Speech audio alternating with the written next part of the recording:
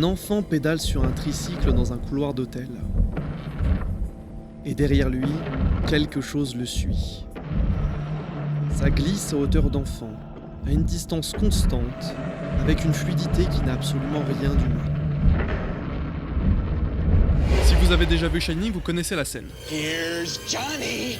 Si vous ne l'avez pas vu, c'est pas grave. Le point, c'est que cette scène est l'une des plus terrifiantes de l'histoire du cinéma.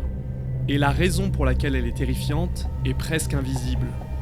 Ce mouvement qui suit Danny dans ses couloirs, c'est un mouvement impossible. Et ce mouvement, 5 ans avant que Kubrick ne tourne cette scène, n'existait pas. Il a été rendu possible par un seul objet, celui d'un inventeur inconnu, bricoleur obstiné qui a fabriqué dans la solitude de son appartement l'instrument le plus important de l'histoire du cinéma moderne. Un objet qui a donné au cinéma ce qu'il n'avait jamais eu en 80 ans d'existence, la capacité de marcher. Mais avant de vous parler du bonhomme, il faut que vous compreniez le problème. Comment une caméra bouge ? 3 options sont possibles. Première option, ne pas bouger du tout. Depuis les Frères Lumière, le geste fondateur du cinéma consiste à poser une caméra quelque part, la fixer, cadrer et tourner. L'image est stable, nette, maîtrisée. Parfois magnifique. Mais la caméra est clouée au sol. Elle voit le monde, elle ne le traverse pas. Le spectateur est devant une fenêtre, il regarde à travers la vitre, mais ne sort pas de la pièce. Ce que le plan fixe communique, c'est la distance, l'objectivité. Et pendant des décennies, c'était la seule option. Et à un moment, quelqu'un a eu l'idée de poser la caméra sur un chariot, de construire des rails et de faire glisser le tout. L'image a commencé à bouger, en avant, en arrière, latéralement. Des mouvements lisses, majestueux. On appelle ça un travelling, c'est l'un des gestes les plus élégants du cinéma. Et c'est une galère sans nom. Parce qu'un travelling sur rail, ça veut dire des heures d'installation, des techniciens qui posent les rails, qui nivellent, qui ajustent, ça veut dire un sol plat, obligatoirement, et ça veut dire que la caméra ne peut aller que là où les rails l'autorisent. En ligne droite, en courbe si on a le budget, mais jamais dans un escalier, jamais à travers une porte. Le travelling c'est un train, il est beau mais il ne va que là où on a posé les voies. Puis quelqu'un s'est dit, et si on portait la caméra sur l'épaule et qu'on se déplaçait avec ? La caméra est libre, elle va partout, la nouvelle vague s'en est emparée, le documentaire en a fait sa signature. C'est vivant, c'est brut, c'est immédiat, mais regardez l'image, ça tremble, ça cahote. Vous sentez le corps de la personne qui filme, vous sentez ses muscles, ses déséquilibres. C'est vivant mais ça rappelle constamment au spectateur qu'un être humain porte cette caméra. Désolé, hein, attention, tu vas n'importe où avec ta caméra. Et ça peut être un problème, parce que dans un film, la plupart du temps ce que vous voulez, c'est oublier qu'il y a une caméra. La caméra portée communique l'urgence, le chaos. Et c'est merveilleux quand c'est l'intention, pour filmer une guerre, une course, une scène de panique. Mais c'est inutilisable si vous voulez suivre un enfant qui fait du tricycle dans un couloir. Et voilà, on est en 1975 et voici où en est le cinéma. 3 options, mais aucune ne fait la chose la plus élémentaire qu'un être humain fait chaque jour de sa vie, marcher. Et ce pour une raison toute simple. C'est une question de physique. Quand vous tenez un verre d'eau en marchant, l'eau bouge. Chaque pas envoie un choc et les muscles compensent. Marcher avec une caméra c'est pareil. L'image bouge, c'est inévitable. C'est ce que toute l'industrie pensait. Un rêve inatteignable. Jusqu'à ce qu'un type à Philadelphie s'énerve pendant un tournage de publicité. Garrett Brand n'est ni ingénieur ni cinéaste. C'est un type qui tourne des pubs pour la télévision locale, qui joue de la guitare dans des bars le week-end, et qui, dans les interstices de cette ville loin d'Hollywood, est habité par une obsession silencieuse pour les images en mouvement. Brand est caméraman. Sur un tournage publicitaire, il doit suivre une personne qui court. Et comme à chaque tournage, chaque fois qu'il doit suivre quelqu'un, il se retrouve face au même problème. L'image tremble, inutilisable. Il installe un travelling, le temps de poser les rails, la lumière a changé, il finit par couper et assembler des plans fixes. Le résultat est fonctionnel, mais il est dégoûté. C'est pas ce qu'il a en tête. Ce qu'il a en tête, c'est quelque chose qui n'a jamais existé. Une image qui bouge comme un être humain, mais qui ne tremble pas. La liberté de l'épaule, la fluidité du rail. Personne ne lui demande de résoudre ce problème. Personne ne le paie pour ça, personne ne sait qu'il y pense. Mais Garrett Brand y pense. Il y pense le soir, dans son appartement de Philadelphie, en regardant ses mains de bricoleur et en se disant qu'il doit y avoir une solution. Alors, il commence à construire. Premier prototype, une perche. Il fixe la caméra au bout d'une longue tige qu'il tient par le centre de gravité. L'idée est simple, plus la perche est longue, plus l'inertie est grande et plus les mouvements brusques sont absorbés. Il essaie, c'est mieux. L'image est un peu plus stable, mais la caméra oscille lentement au bout de la tige comme un pendule. On est passé du tremblement de terre au mal de mer. C'est pas fou. Deuxième prototype, il ajoute des contrepoids. L'oscillation se réduit, mais maintenant il porte 15 kg à bout de bras et au bout de 20 secondes, ses biceps se brûlent et l'image recommence à trembler. Même résultat, nouveau problème.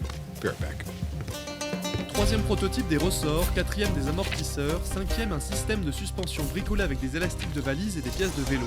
Son salon ressemble à un garage après un tremblement de terre, sa copine le trouve le soir entouré de pièces métalliques et de ressorts, les mains pleines de cambouis.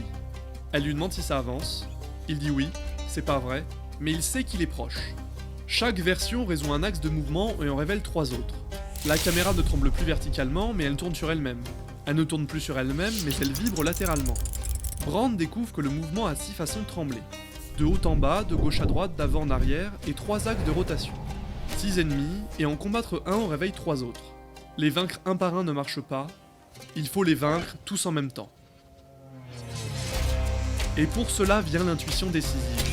Au bout de mois de tâtonnement, Brand comprend quelque chose. Le problème n'est pas de stabiliser la caméra, le problème est de la déconnecter de son corps. Pas amortir les chocs, les annuler. Créer un système dans lequel la caméra flotte, littéralement isolée des mouvements de celui qui la porte. Et la solution, il la trouve dans un principe mécanique très simple. Je sais qu'on est loin du cinéma, mais restez avec moi, c'est pas compliqué. Imaginez que vous portez un plateau avec un verre d'eau plein à ras-bord. Si vous le tenez à bout de bras, chaque pas que vous faites secoue le plateau et l'eau déborde. Maintenant, imaginez que le plateau est suspendu à un élastique, lui-même accroché à un portant au-dessus de vous. Vous marchez, le portant bouge, mais l'élastique absorbe les secousses. Le plateau, lui, ne bouge pas, l'eau reste immobile. C'est exactement ce que Brand construit. Un élastique pour caméra. En mécanique, on appelle ça un ressort isoélastique. Un ressort calibré pour exactement compenser le poids de la caméra. Brand conçoit un bras articulé avec ce ressort. Le bras est fixé à un gilet rigide porté sur le torse de l'opérateur. Un équilibre parfait, indifférent mouvement du corps. L'opérateur peut marcher, courir, tourner, monter des marches. Le bras absorbe tout, la caméra flotte. Le jour où Brand enfile son prototype, allume la caméra et marche dans son appartement, quelque chose se passe. Il regarde l'image sur le moniteur, et il comprend que ce qu'il vient de voir, personne au monde ne l'a jamais vu. Un nouveau regard, un œil qui se déplace dans l'espace sans être attaché à un corps. Un fantôme mécanique.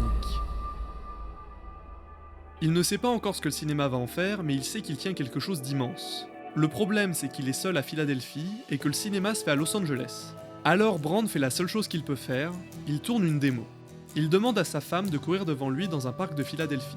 C'est un plan simple, une femme qui court. Mais la manière, les amis, la manière, elle est révolutionnaire.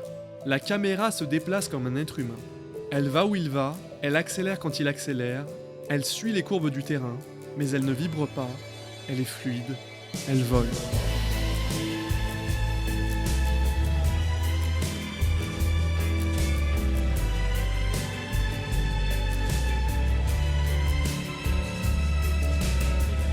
Et c'est là, c'est à ce moment précis.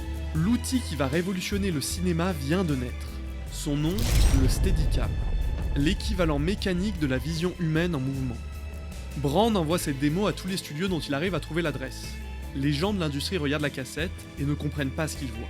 Certains pensent à un trucage, à de l'accéléré, à un plan depuis un hélicoptère qui rase le sol. It's a real film, Jack. It feels good. You made it fly. Personne ne devine la vérité, car cette vérité est trop simple pour être crédible. Brand décroche donc quelques premiers contrats. Bound for Glory de LHB, Marathon Man de Schlesinger. L'outil fonctionne, les directeurs photos sont impressionnés, mais ce sont des utilisations discrètes, presque timides. Le Steadicam est un accessoire de plus dans l'arsenal technique. Et puis le téléphone sonne. De l'autre côté du fil, un réalisateur. Son nom est John Avildsen, il prépare un film à petit budget. Un truc pas très connu sur un boxeur de quartier à Philadelphie. Un loser invétéré qui obtient une chance inespérée de se battre contre le champion du monde. Ça vous dit pas un truc ?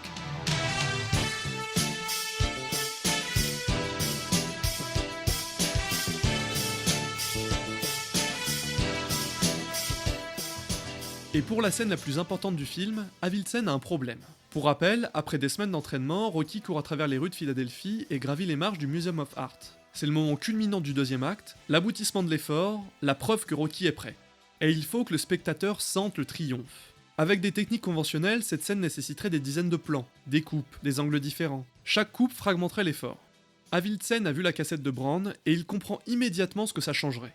Au lieu de filmer Rocky qui monte les marches, il pourrait monter les marches avec lui. Et le spectateur aussi. Brand débarque alors au pied des escaliers du Philadelphia Museum of Art, le Steadicam est sanglé, la caméra est prête. 30 kilos de métal, de câbles, de batteries attachées à son corps. On lance la prise, Stallone sprint, et Brand sprint derrière lui. Le souffle court, les cuisses en feu, la sueur qui coule dans les yeux, les 30 kilos qui tirent sur les épaules, mais le bras articulé fait son travail. Stallone monte et la caméra monte avec lui, dans un mouvement continu, ininterrompu, qui ne lâche jamais, qui ne coupe jamais.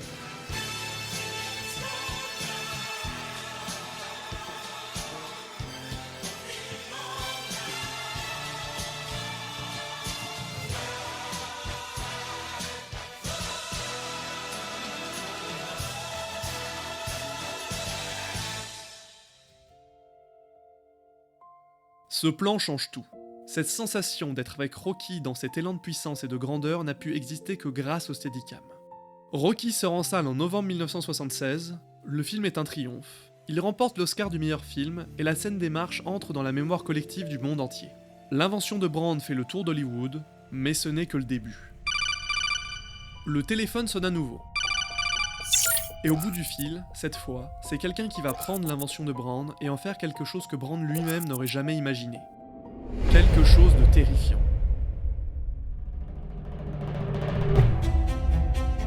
1978, Stanley Kubrick appelle Gareth Brand. Faut bien comprendre qui est Stanley Kubrick. Au moment de ce coup de fil, il est considéré par beaucoup comme le cinéaste le plus exigeant et redouté de sa génération. C'est un perfectionniste clinique. 60, 80, parfois plus de 100 prises pour un seul plan. Il contrôle tout, lumière, décor, costume, le moindre objet posé sur une étagère. Ses acteurs sont au bord de la crise de nerfs, ses techniciens frôlent la démission, et ses films sont parmi les plus grands de l'histoire. Kubrick ne fait pas de compromis, ne fait pas de concessions, et surtout, ne passe pas de coup de fil pour rien. Kubrick veut utiliser le Steadicam. Il a vu la cassette de Brand et il a compris quelque chose. Mais ce n'est pas ce que Brand croit. Brand a inventé le Steadicam pour donner au cinéma la fluidité de l'expérience humaine. Il imagine que Kubrick veut s'en servir pour ça, créer de la proximité. C'est tout l'inverse. Ce que Kubrick a vu dans le Steadicam, c'est la vie supprimée du mouvement. L'œil d'une entité non humaine, le regard de l'hôtel lui-même, ou de quelque chose qui l'habite. Et puis Kubrick ajoute le détail. Il demande à Brand de filmer bas, à hauteur d'enfant.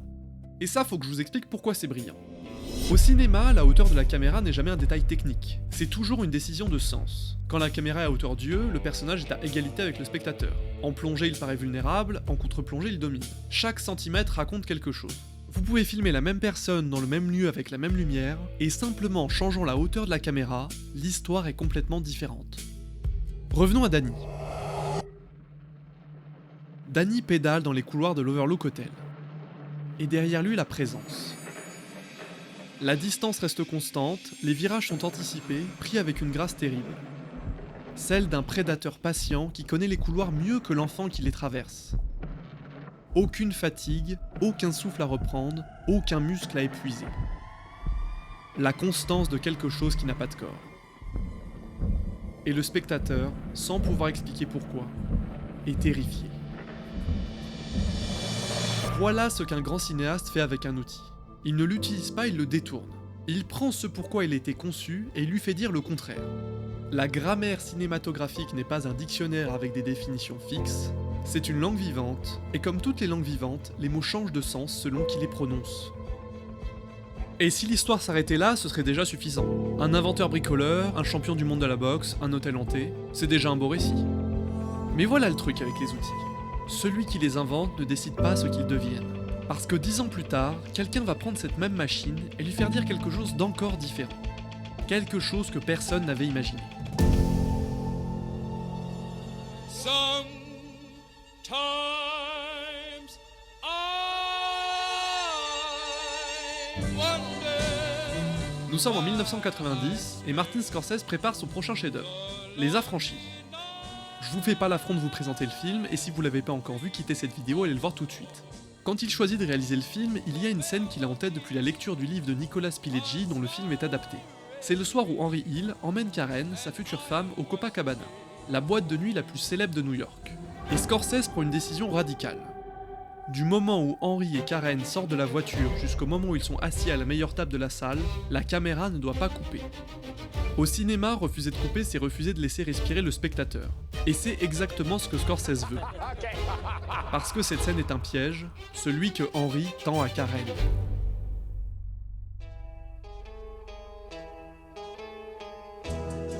Nos deux tourtereaux arrivent donc devant le Copacabana. Il y a la queue, mais Henry ne fait pas la queue. Il prend Karen par la main et l'emmène vers une porte latérale. La caméra passe derrière Henry, et le spectateur est exactement dans la position de Karen. On ne sait pas où on va, on suit un homme qui a l'air de savoir, et on lui fait confiance. On s'enfonce donc sous la surface par les coulisses. La caméra suit Henry dans la descente, l'opérateur navigue le steadicam dans cet espace minuscule avec une précision de chirurgien, le spectateur pense à une seule chose, où est-ce qu'il m'emmène ?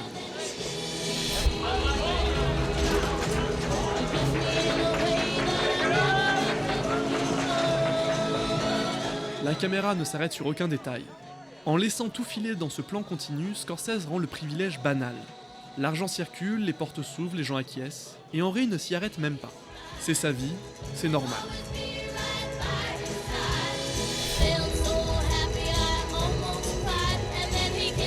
Karen s'assoit, Henry s'assoit face à elle. Les gens autour les saluent, les félicitent. Karen regarde Henry, elle est éblouie, légèrement étourdie, pas tout à fait sûre de ce qui vient de se passer. Et elle lui demande « Et la scène se termine sur ce mensonge. Un mensonge que Karen croit parce qu'elle vient de vivre 3 minutes ininterrompues dans un monde où les portes s'ouvrent toutes seules, les tables apparaissent par magie, personne ne fait la queue, et où l'homme en face d'elle semble contrôler la réalité elle-même. Le piège de la séduction, voilà le cœur de cette scène. Et pour qu'il fonctionne, pour que le spectateur comprenne pourquoi Karen est tombée amoureuse de cet homme ce soir-là, il faut que le spectateur tombe lui aussi. Il faut qu'il soit aspiré dans le mouvement, emporté sans pause. La forme, le plan continu, ne fait alors qu'un avec le fond. Le spectateur est prisonnier du charme, exactement comme Karen. Et c'est là qu'on mesure la folie de ce que le Steadicam a permis. 3 cinéastes, le même outil, 3 langages totalement différents. La machine est la même, c'est l'intention qui change tout. Gareth Brown a donné des jambes au cinéma. Il a résolu le problème que 80 ans d'histoire n'avaient pas su résoudre. Sa machine est un miracle d'ingénierie bricolée et d'obstination pure. Elle a ouvert au cinéma un continent de possibilités et de liberté. Aujourd'hui, un stabilisateur qui tient dans une main fait le travail de l'invention de Brand.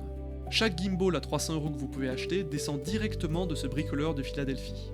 Mais la prochaine fois que vous verrez un plan glisser avec cette fluidité impossible, souvenez-vous. Il fut un temps où le cinéma ne savait pas marcher. L'homme a mis des millénaires à se tenir debout, mais grâce à un bricoleur de Philadelphie, le cinéma, lui, a appris à voler, et depuis, il ne s'est jamais plus posé. Run,